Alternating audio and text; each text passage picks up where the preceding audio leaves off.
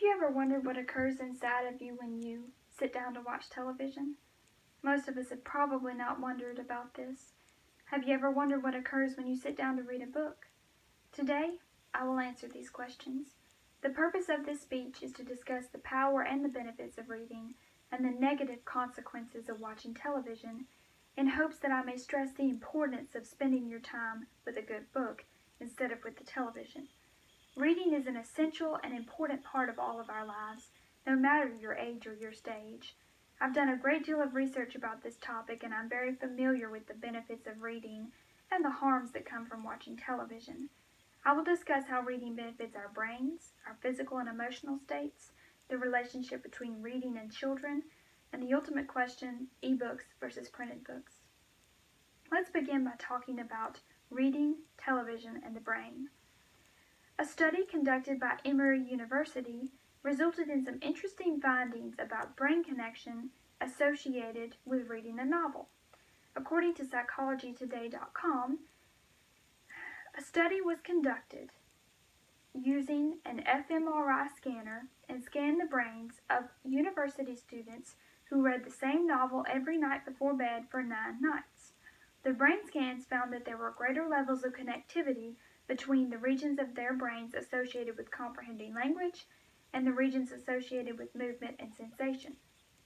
Reading has also been implicated in a link with Alzheimer's and dementia. A study, according to alzinfo.org, found that decline in memory in older age was reduced in people who were very involved in activities that stimulated and challenged them mentally across their lifespan.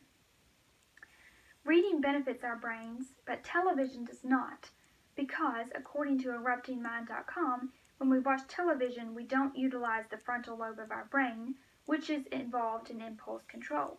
The results? The more TV, the less you're able to control your impulses. How do reading and television affect our physical and emotional states then? Reading is often considered an excellent way to relax. According to HuffPost.com, a study conducted by the University of Sussex in 2009 found that reading is the best way to de-stress. The participants of the study had their heart rates and muscle tension levels measured and then read a book. In only 6 minutes, they had relaxed. Reading also aids us in sleep. A survey conducted by SleepJunkie.com found that of 1,000 final participants, 63% said that reading helped them fall asleep, and 50% said that reading helped them sleep better. Reading also stimulates our imagination and gives us a momentary escape from the everyday routine of life. When we read, our brain creates these internal pictures, this playback of what we're reading about and who we're reading about, and we can, quote, see the scene in our mind's eye. Television doesn't have this stimulating and imaginative quality. In fact, it's been shown to be detrimental to our health. According to usatoday.com, there was a study conducted that involved 13,000 Spanish university graduates who were studied over the course of 8 years to determine if sedentary lifestyle habits had any risk factors associated with death. Over these 8 years, 97 people died, and their deaths were related to high levels of television viewing, because it is a sedentary activity. We've discussed how reading and television affect our brain, bodies, and emotions. Let us switch now to how the reading and television affect children. According to BigThink.com, 72 children ages 8 to 10 were studied and found that new white matter was created in their brains when they read.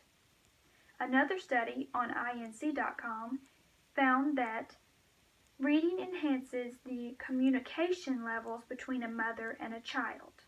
When a mother and a child watch television together, their levels of communication decrease. But when they read a book together, specifically the mother reading to the child, the level and the quality of their communications increase. TV is obviously detrimental to children if it decreases their levels of communication. It's also distracting, and valuable time spent watching television could be spent reading a book. The University of Michigan, on their website, said that children ages 2 to 5 spend about 32 hours a week with the television, and children ages 6 to 11 spend about 28 hours a week. Ohio State University did a study involving preschool children and found that preschool-age children who had a bedroom TV or lived in environments where TV was played in the background a lot were less able to understand other people's desires and emotional states. We've looked at how reading and television benefit or negatively impact people, children and adults, so let's turn to another question, the unanswerable question for a reader, ebooks or print books. There's no right or wrong answer to this question. It comes down to personal preference. There are some pros of using an ebook listed on keepingupwiththepenguins.com, and I quote a few: affordability, functionality, variety, and portability. I can't argue with the fact that it's much easier to carry around the ebook version of David Copperfield instead of the 800 or more book page version of David Copperfield. There are some pros that come with a print book, however, that you don't get with an ebook. That old, antiquated book smell, the sound of the pages rustling as you turn them back and forth, these are both part of the aesthetic component that comes with reading a book, and both very enjoyable. Eye strain and headaches also don't result often from reading a book, as they do with an ebook, unless you're trying to read in the dark. We've covered a lot of information today, so let me briefly summarize. My purpose in speaking today was to discuss the powers and the benefits of reading a book and the negative consequences of watching television, in hopes that it may encourage you to read more and watch television less.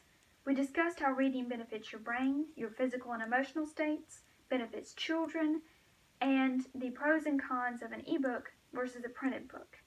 In closing, I challenge you to think before you pick up the remote next time. If you're an older adult, think, do I want to deal with Alzheimer's and memory loss in the next few years? If not, put down the remote and pick up your book. If you're a parent, instead of putting your child in front of the television, take out a little golden book and read to him, and give him the gifts of communication and involvement. I can personally attest to the fact that reading a book is one of the most engaging and enriching experiences you can have. Thank you.